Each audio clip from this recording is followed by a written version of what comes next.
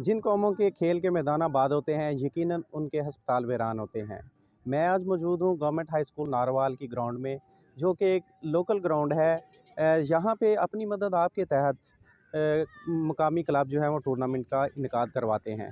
Government की तरफ से कोई सरपरस्ती नहीं है और ना ही गवर्नमेंट लोकल लेवल पे इस पे इंटरेस्ट लेती है। पाकिस्तान क्रिकेट बोर्ड भी इसमें तावन नहीं करता।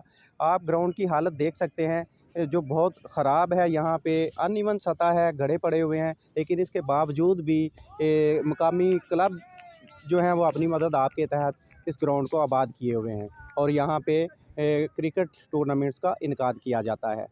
इनका मुतालबा यही है, लोकल सतह पर हमें ग्राउंड मुहैया किया जाएँ और इन ग्राउंड की देखभाल के लिए मुलाजमीन का इंतज़ाम भी किया जाए। कैमरामैन मोहम्मद हसीब के साथ राहत महमूद, ज़माना न्यूज़, नारवाल।